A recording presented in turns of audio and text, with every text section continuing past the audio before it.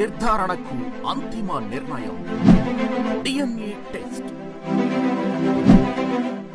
ఉన్నది ఉన్నట్లుగా వాస్తవాలను శోధించి వివరించేది మన డిఎన్ఏ టీవీ. మన రాష్ట్రం, మన ఛానల్. నమస్కారం, డిఎన్ఏ న్యూస్ కి స్వాగతం. ముందుగా ముఖ్యాంశాలు. జూన్ 21 నుంచి ఏపీ అసెంబ్లీ సమావేశాలు జరగనున్నాయని రాష్ట్ర ప్రభుత్వం నిర్ణయం. శాసనసభ స్పీకర్గా ఎమ్మెల్యే చింతకాయల అయ్యన్న పాత్రుడికి అవకాశం ఇవ్వాలని టీడీపీ అధిష్టానం నిర్ణయం. డిప్యూటీ సీఎం పవన్ కళ్యాణ్ కు గన్నవరం విమానాశ్రయంలో ఘన స్వాగతం పలికిన పార్టీ శ్రేణులు. పవన్ కు పోలీసుల గౌరవ వందనం. జలవనరుల శాఖ అతిథి గృహంలో పవన్ కు అధికారులు స్వాగతం. ఉక్కు, భారీ పరిశ్రమల శాఖ మంత్రిగా పదవి స్వీకారం చేసిన భూపతిరాజు శ్రీనివాస శర్మ. ప్రధాని మోదీ తనపై ఉంచిన బాధ్యతని వమ్ము చేయకుండా నిర్వర్తిస్తానని వెల్లడి. రాష్ట్రం నుంచి వెనక్కు వెళ్లిన పరిశ్రమలు తీసుకుని వస్తానని హామీ. ఏపీ నూతన అసెంబ్లీ తొలిసారి సమావేశం కానుంది. జూన్ 21 నుంచి ఏపీ అసెంబ్లీ సమావేశాలు జరగనున్నాయి. జూన్ 24తో ఈ సమావేశాలు ముగుస్తాయి. ఏపీ అసెంబ్లీ సమావేశాల తేదీలో మార్పు జరిగింది. ఈ నెల 21 నుంచే నిర్వహించాలని రాష్ట్ర ప్రభుత్వం నిర్ణయించింది. తొలుత ఈ నెల 24 నుంచి జరుగుతాయని ప్రభుత్వ వర్గాలు తెలిపాయి. తాజాగా 21, 22 తేదీలో నిర్వహించాలని నిర్ణయించారు. ఈ సమావేశాల్లో సభ్యుల ప్రమాణ స్వీకారం, శాసనసభ స్పీకర్, డిప్యూటీ స్పీకర్ ఎన్నిక జరగనుంది. శాసనసభ స్పీకర్గా ఎమ్మెల్యే చింతకాయల అయ్యన్న పాత్రుడికి అవకాశం ఇవ్వాలని టీడీపీ అధిష్టానం నిర్ణయించింది. ఉపసభాపతి, చీఫ్ విప్ పై ఇంకా స్పష్టత రావాల్సి ఉంది. ఎన్నికైన వారిలో సీనియారిటీ పరంగా అయ్యన్న పాత్రుడు ముందుంటారు. ఆయన స్పీకర్గా ఎన్నిక కానున్న నేపథ్యంలో మరో సీనియర్ సభ్యుడైన బుచ్చయ్య చౌదరి ప్రోటెం స్పీకర్గా వ్యవహరించే అవకాశం ఉంది. AP deputy CM Pawan Kalyan కు పోలీసులు గౌరవ వందనం చేశారు. విజయవాడలో పవన్ కళ్యాణ్ పర్యటించారు. జలవనరుల శాఖ అతిథి గృహంలో పవన్ కు అధికారులు స్వాగతం పలికారు. ఆంధ్రప్రదేశ్ ఉప ముఖ్యమంత్రి పవన్ కళ్యాణ్ కు పోలీసులు గౌరవ వందనం చేశారు. పవన్ కళ్యాణ్ విజయవాడలో పర్యటిస్తున్న విషయం తెలిసిందే. మంగళవారం ఉదయం గన్నవరం ఎయిర్పోర్ట్ లో దిగిన పవన్ కళ్యాణ్ అక్కడ నుంచి నేరుగా జలవనరుల శాఖ అతిథి గృహానికి చేరుకున్నారు. అక్కడి అధికారులు డిప్యూటీ సీఎం కి ఘన స్వాగతం పలికారు. అనంతరం పోలీసులు ఆయనకు గౌరవ వందనం చేశారు. విజయవాడలో తన కోసం ఏర్పాటు చేసిన క్యాంపు కార్యాలయాన్ని పవన్ సందర్శించారు. అక్కడ ఏర్పాట్లను పర్యవేక్షించి అవసరమైన మార్పులు సూచించారు. ఆర్ట్ డైరెక్టర్ ఆనంద సాయితో కలిసి క్యాంపు కార్యాలయం భవనాన్ని పవన్ కళ్యాణ్ పరిశీలించారు.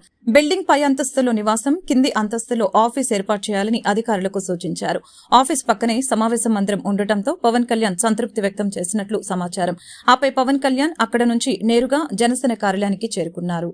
గత 5 ఏళ్లలో ఆంధ్రప్రదేశ్లో ఒక్క పరిశ్రమ రాకపోగా వచ్చినవి కూడా వెనక్కిపోయాయంటూ గత వైసీపీ ప్రభుత్వ పాలనపై కేంద్ర సహాయ మంత్రి భూపతిరాజు శ్రీనివాస వర్మ విమర్శలు గుప్పించారు. రాబోయే కాలంలో ఆంధ్రప్రదేశ్ రాష్ట్రంలో పరిశ్రమల ఏర్పాటు కోసం ప్రత్యేకమైన కార్యాచరణతో రాష్ట్ర అభివృద్ధి కోసం అందరితో కలిసి సమన్వయంతో ముందుకు అడుగులు వేస్తామని తెలిపారు. విశాఖ ఉక్కు ఆంధ్రుల హక్కు అనే సెంటిమెంట్ దెబ్బతినకుండా ఆంధ్రప్రదేశ్ ప్రజలు ప్రయోజనాలకు అనుగుణంగా ప్రయత్నిస్తామని తెలిపారు. వైజాగ్ స్టీల్ ప్లాంట్ విషయంపై కేంద్ర సహాయ మంత్రి భూపతిరాజు శ్రీనివాస వర్మ కీలక వ్యాఖ్యలు చేశారు. మంగళవారం ఆయన మీడియాతో మాట్లాడారు. ప్రధాని నరేంద్ర మోదీ కేబినెట్లో నాకు అప్పగించిన బాధ్యతల్ని స్వీకరించారు. నాకు కీలకమైన బాధ్యతలిచ్చిన ప్రధానికి ప్రత్యేకమైన ధన్యవాదాలు తెలుపుతున్నానని అన్నారు. ఆంధ్రప్రదేశ్ రాష్ట్రంలో నాకు సహకరించిన బీజేపీ నాయకులందరికీ ధన్యవాదాలు. నాకు కేటాయించిన శాఖల్లో మెరుగైన ఫలితాల కోసం నా వంతు కృషి చేస్తాను. ఆంధ్రప్రదేశ్ రాష్ట్రానికి సంబంధించిన పరిశ్రమల విషయంలో ముఖ్యమంత్రి చంద్రబాబు నాయుడుతో చర్చలు జరుపుతానని శ్రీనివాస వర్మ తెలిపారు. గత 5 ఏళ్లలో ఆంధ్రప్రదేశ్లో ఒక్క పరిశ్రమైనా తీసుకుని రాలేదని, వచ్చినవి కూడా వెనక్కిపోయాయంటూ గత వైసీపీ ప్రభుత్వ పాలనపై శ్రీనివాస వర్మ విమర్శలు గుప్పించారు. రాబోయే కాలంలో ఆంధ్రప్రదేశ్ రాష్ట్రంలో పరిశ్రమల ఏర్పాటు కోసం ప్రత్యేకమైన కార్యాచరణతో రాష్ట్రం అభివృద్ధి కోసం అందరితో కలిసి సమన్వయంతో ముందుకు అడుగులు వేస్తామని తెలియజేశారు. విశాఖ ఉక్కు ఆంధ్రుల హక్కు అనే సెంటిమెంట్ దెబ్బతినకుండా ఆంధ్రప్రదేశ్ ప్రజల ప్రయోజనాలకు అనుగుణంగా ప్రయత్నిస్తామని అన్నారు. ముఖ్యమంత్రి చంద్రబాబు నాయుడు పవన్ కళ్యాణ్తో ప్రధాని నరేంద్ర మోదీ, కేంద్ర ఆర్థిక శాఖ మంత్రిని కలిసి విశాఖ స్టీల్ ప్లాంట్లో గల సమస్యలు, ఉద్యోగుల భద్రత, ఆంధ్రప్రదేశ్ ప్రజల ఆశలకు అనుగుణంగా ముందుకు అడుగులు వేస్తామని అన్నారు. కేంద్ర బొగ్గు గనుల శాఖ మంత్రి కిషన్ రెడ్డితో Vizag steel plant captive mines కొరకు మాట్లాడతానని శ్రీనివాస వర్మ తెలిపారు. విజయవాడ ఎనికేపాడులో నూతన క్యాంపు కార్యాలయం, విడిద ఇళ్లకి హోంమంత్రి వంగలపూడి అనిత శాస్త్రోక్తంగా గృహ ప్రవేశం చేశారు. మంత్రికి పలువురు ప్రజాప్రతినిధులు స్వాగతం పలికారు. ఋత్విక్కులు ప్రత్యేక పూజలు నిర్వహించి మంత్రికి ఆశీర్వచనాలు అందజేశారు. విజయవాడ ఎనికేపాడు నుంచి తాడిగడప వెళ్లే 100 అడుగుల రోడ్డులో నూతన క్యాంపు కార్యాలయం, విడిది ఇల్లుకి హోంమంత్రి వంగలపూడి అనిత శాస్త్రోక్తంగా గృహ ప్రవేశం చేశారు. ఈ నూతన భవనం యజమాని ప్రముఖ పారిశ్రామికవేత్త, లైన్స్ గవర్నర్ పుట్టగుంట సతీష్ కుమార్ కి చెందినది కావడంతో పోలీసు అధికారులతో పాటు ఆయన కూడా మంత్రికి స్వాగతం పలికారు. ఋత్వికులు శాస్త్రోక్తంగా పూజలు నిర్వహించి మంత్రికి ఆశీర్వచనాలు అందజేశారు.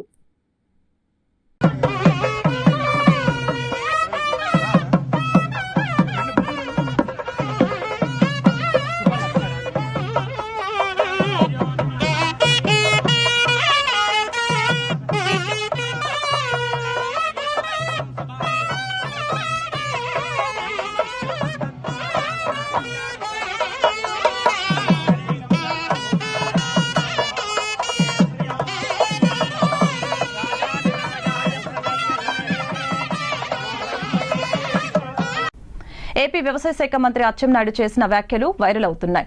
ఇకపై టీడీపీ కార్యకర్తలు ప్రభుత్వ కార్యాలయాలకు వెళ్లేటప్పుడు పసుపు బిల్ల పెట్టుకుని వెళ్తే వారికి గౌరవ మర్యాదలు ఉంటాయని అన్నారు. ఇలా పసుపు బిల్లతో వచ్చిన వారికి కుర్చీ వేసి టీ ఇచ్చి వారికి ఏ పని కావాలో అది చేసి పెడతారని అన్నారు. అలా తాను అధికారులకు ఆదేశాలు ఇస్తానని అచ్చెన్నాయుడు చెప్పారు. పసుపు బిల్ల తీసుకువెళ్తే పని పోతుందంటూ ఆయన చేసిన వ్యాఖ్యలు వీడియో ఇప్పుడు వైరల్ అవుతోంది. 5 సంవత్సరాల అవస్థలు పడ్డారు, 5 సంవత్సరాల అవమానాలు పడ్డారు. నేను మాటిస్తున్నాను, రేపటి నుంచి అధికారులకు సమావేశం పెట్టి చెప్తాను. రేపటి నుంచి ప్రతి కార్యకర్త ఎస్ఐ దగ్గరికి వెళ్ళినా, ఎంఆర్ఓ దగ్గరికి వెళ్ళినా, ఎండిఓ దగ్గరికి వెళ్ళినా, ఏ ఆఫీస్కి వెళ్ళినా మీరు పసుపు బిల్ల పెట్టుకొని వెళ్ళండి. మీకు గౌరవంగా కుర్చీ వేసి టీ ఇచ్చి మీ పని ఏంటని అడిగి మీ అందరికీ పని చేయించే విధంగా అధికారులకు లైన్లో పెడతాను. ఎవరైనా ఒకలో ఇద్దరు నా మాటకు జవదాడితే ఏమవుతారో వారికి నేను చెప్పవలసినటువంటి అవసరం లేదని చెప్పి తెలియజేస్తున్నాను. గొల్లపూడిలో మాజీ మంత్రి దేవినేని ఉమామహేశ్వరరావును ఏపీ గనుల, భూగర్భ వనరుల మరియు ఎక్సైజ్ శాఖ మంత్రి కొల్లు రవీంద్ర మర్యాదపూర్వకంగా కలవటం జరిగింది. ఈ సందర్భంగా కొల్లు రవీంద్రను దేవినేని ఉమా ఘనంగా సత్కరించారు. మైలవరం నియోజకవర్గానికి చెందిన పలువురు నేతలు మంత్రి రవీంద్రను కలిసి శాల్వాతో సత్కరించి ప్రత్యేకంగా అభినందనలు తెలిపారు.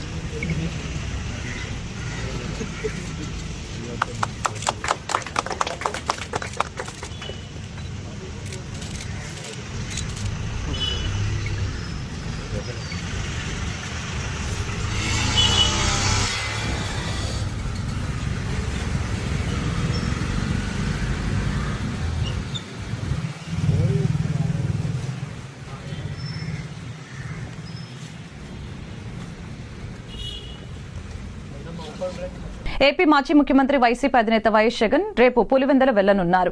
ఎన్నికలు ముగిశాక తొలిసారి సొంత నియోజకవర్గంలో పర్యటించనున్నారు. బుధవారం నాడు గన్నవరం నుంచి బయలుదేరి మధ్యాహ్నం 3 గంటలకు కడప విమానాశ్రయానికి చేరుకోనున్న జగన్ అక్కడి నుంచి రోడ్డు మార్గంలో పులివెందుల చేరుకుంటారు. జగన్ 2 రోజుల పాటు పులివెందుల్లోనే ఉంటారు. రాయలసీమ జిల్లాల పార్టీ నేతలు, కార్యకర్తలతో సమావేశాన్ని నిర్వహించి వారికి భరోసా ఇవ్వనున్నారు. ఈ నెల 21న పులివెందుల నుంచి బయలుదేరి తాడేపల్లి తిరిగి రానున్నారు. చంద్రబాబు ప్రభుత్వం విద్యకు అధిక ప్రాధాన్యత ఇస్తుందని ఎమ్మెల్యే గద్దె రామ్మోహన్ పేర్కొన్నారు. కృష్ణలంక పొట్టి శ్రీరాముల స్కూల్లో ఇంటర్ కాలేజ్ ఏర్పాటు చేసిన ఘనత టీడీపీ ప్రభుత్వానికి దక్కుతుందని తెలిపారు. విద్యార్థులు అత్యధిక మార్కులు సాధించడమే కాకుండా జాతీయ స్థాయి పోటీ పరీక్షల్లో పాల్గొని స్కూలుకు మంచి పేరు తీసుకుని రావాలని ఎమ్మెల్యే గద్దె ఆకాంక్షించారు. కృష్ణలంకలోని పొట్టి శ్రీరాముల హైస్కూల్లో విద్యార్థులకు పుస్తకాలు పంపిణీ కార్యక్రమం నిర్వహించారు. ఈ కార్యక్రమంలో ఎమ్మెల్యే గద్దె రామ్మోహన్ పాల్గొని విద్యార్థులకు పుస్తకాలు పంపిణీ చేశారు.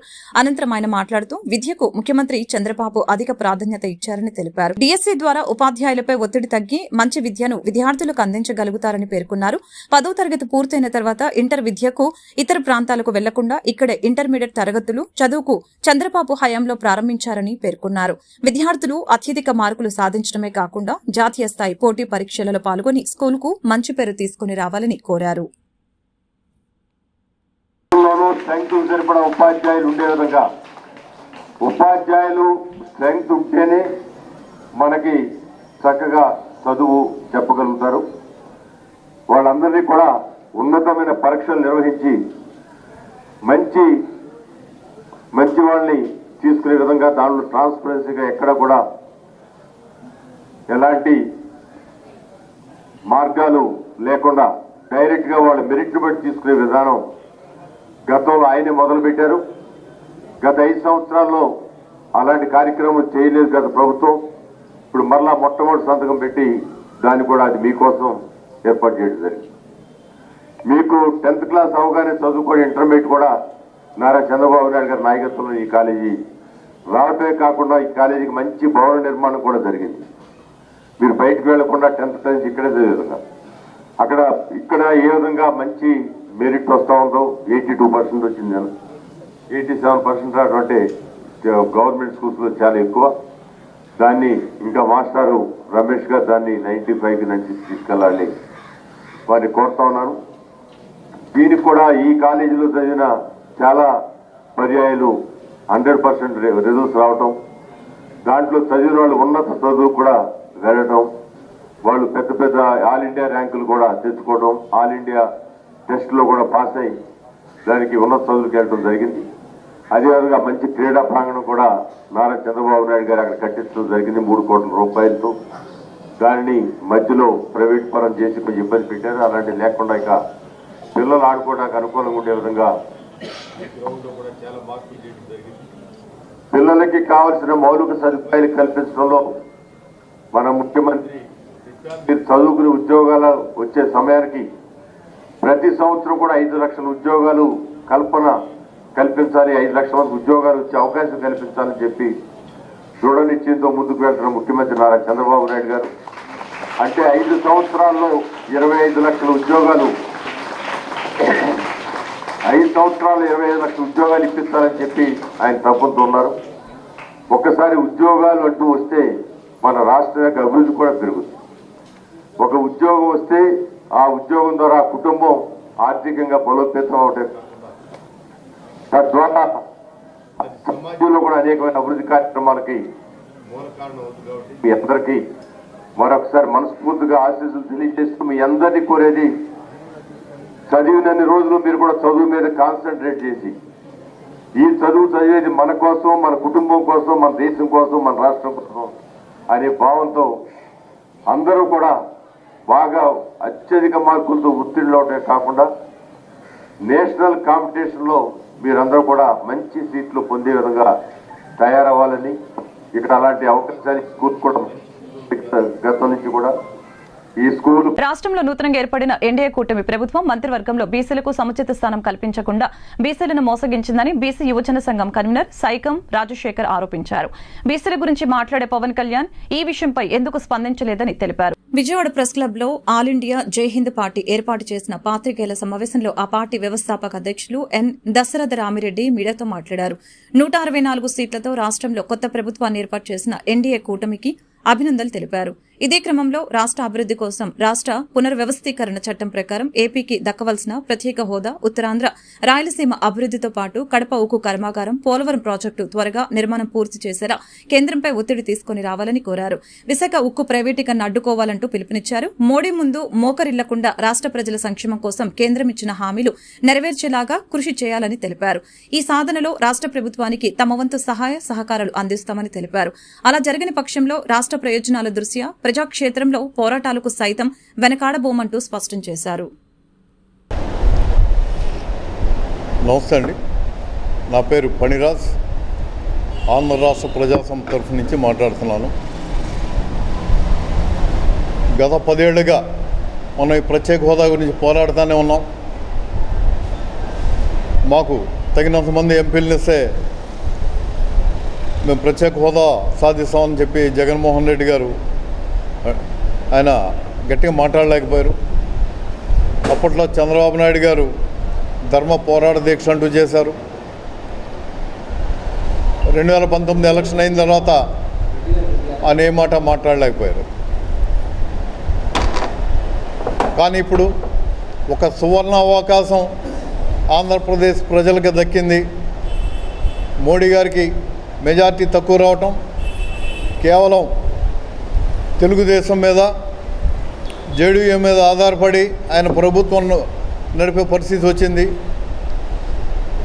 నితీష్ కుమార్ గారు ఆల్రెడీ ఆయన మాకు ప్రత్యేక హోదా కావాలనే డిమాండ్ ఆయన మొదలుపెట్టారు. చంద్రబాబు నాయుడు గారు మాకు 5 మంత్రి పదవులు కావాలన్నారు. అంటే ఈ రాష్ట్రానికి సంబంధించి యువత భవిష్యత్తు నాశనం అయిపోతున్నా వీళ్ళకి వాళ్ళ పార్టీ మెంబర్స్కి మంత్రి పదవులు కావాలి, కానీ ఆంధ్రప్రదేశ్ యువత భవిష్యత్తు పట్టదా అని నేను బాబు గారిని ప్రశ్నిస్తున్నాను. అలాగే పవన్ కళ్యాణ్ గారు అప్పట్లో ఒంటికి కారం పూసుకోండి, సత్తా లేదా పౌరుషం లేదా అని మాట్లాడారు. పవన్ కళ్యాణ్ గారు దయచేసి ఏంటంటే ఆ సత్తా మీకు మాత్రమే ఉందని మేము నమ్ముతున్నాం. ఈ రాష్ట్ర యువత గురించి భవిష్యత్తు గురించి ఆలోచించే సత్తా పవన్ కళ్యాణ్ గారికి మాత్రమే ఉంది. చంద్రబాబు నాయుడు గారు ఆయనకు అనవసరం, ప్రజల సంక్షేమం పట్టదు. పవన్ కళ్యాణ్ గారు మీరు ఖచ్చితంగా ఇనిషియేటివ్ తీసుకొని ఈ రాష్ట్రానికి ప్రత్యేక హోదా, విభజన హామీలని అమలుపరిచే దిశగా మీరు అడుగు వేస్తారని మేము ఆశిస్తున్నాం. రేపు జూన్ 22 నుంచి పార్లమెంట్ సమావేశాలు జరుగుతున్నాయి. ఆ పార్లమెంట్ సమావేశాల్లో ఎంపీలందరూ కూడా గట్టిగా డిమాండ్ చేయాల్సిన ఆవశ్యకత ఉంది. మొన్న ఏలూరు ఎంపీ పుట్టా మహేష్ గారు ఒక స్టేట్మెంట్ ఇచ్చారు. పార్లమెంట్లో మేము కాగితం ఇస్తాం, ప్రత్యేక హోదా కాగితం మేము కాగితం ఇస్తామని. అయ్యా మహేష్ గారు, ఆ పరిస్థితి దాటిపోయింది. కాగితాలు డిమాండ్లు అయిపోయినాయి. మీకు తెలియకపోతే మీ సీనియర్ ఎంపీలు అప్పట్లో 2014లో గెలిచిన ఎంపీలను అడగండి, వాళ్ళు చెప్తారు ఏం జరుగుతుందో. అటువంటి సహచర ఉద్యమకారులు, విభిన్న రాజకీయ పక్షాల నాయకులు, ప్రియతమ పాత్రికేయ సోదరులరా,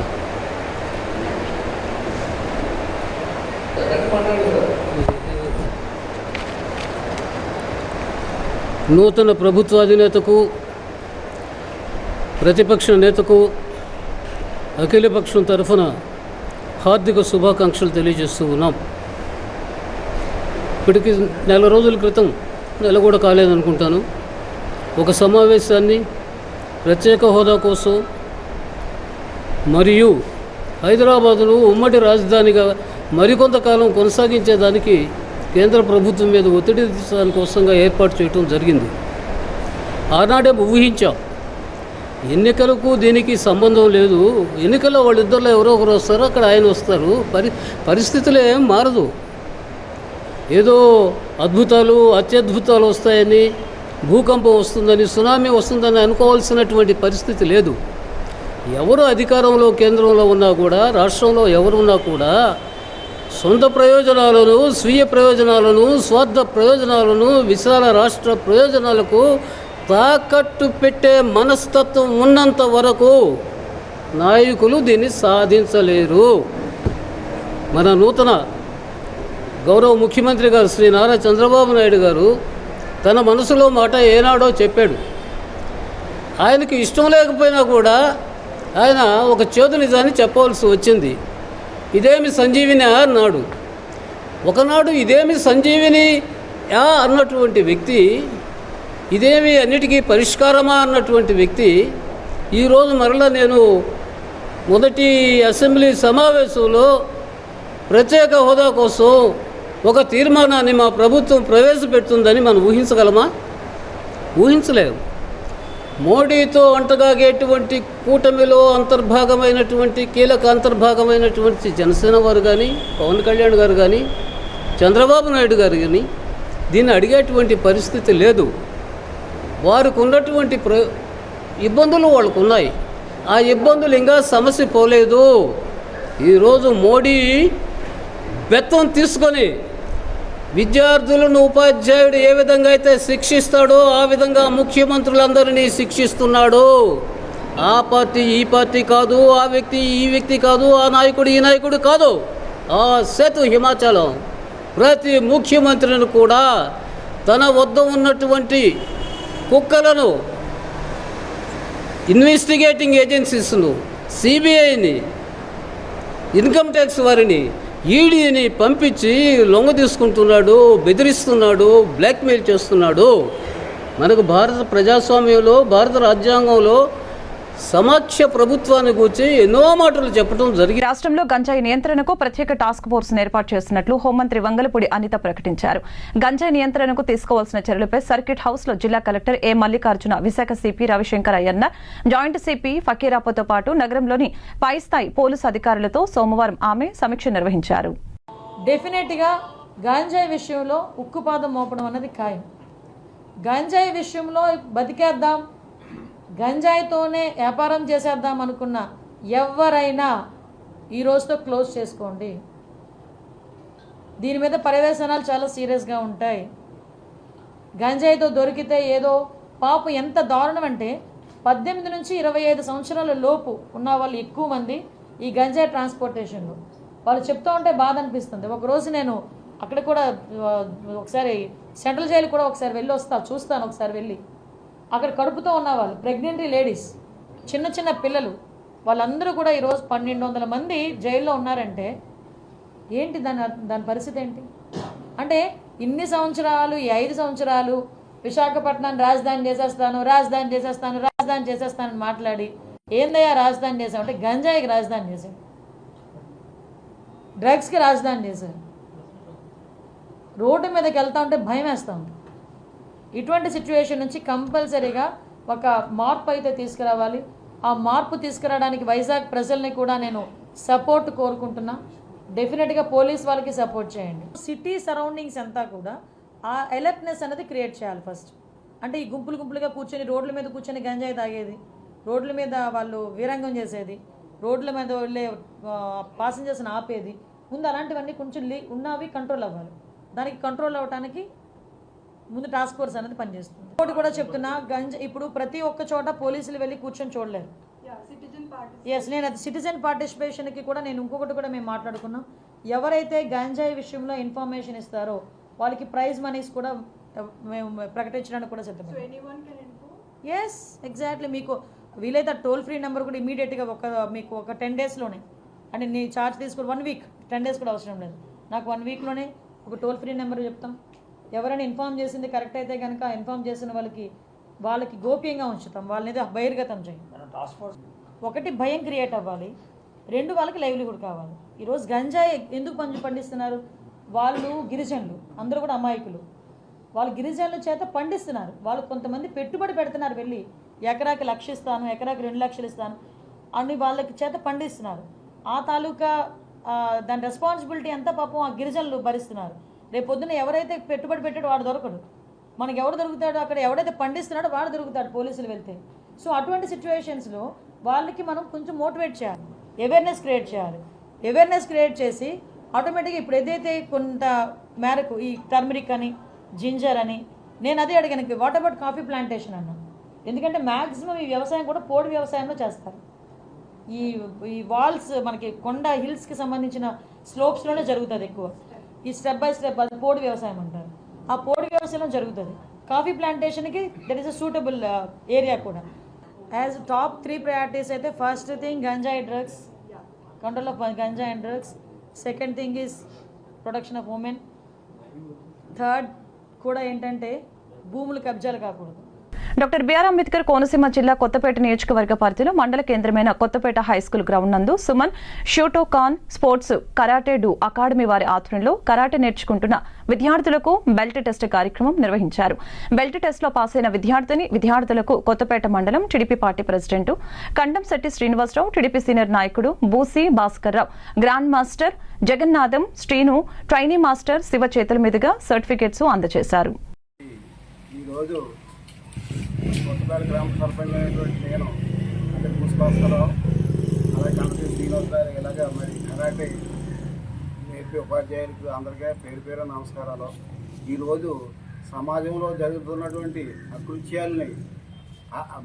అకృత్యాలని నివారించడానికి, ఆత్మరక్షణ కోసం ఎవరైనా బాలురైనా బాలికలైనా ఆత్మరక్షణ కోసం కరాటే మాత్రం తప్పనిసరి. ఇటువంటిది ఈ కరాటే అనేది అందరికీ అవసరమే, కానీ కొంతమంది నేర్చుకుంటున్నారు.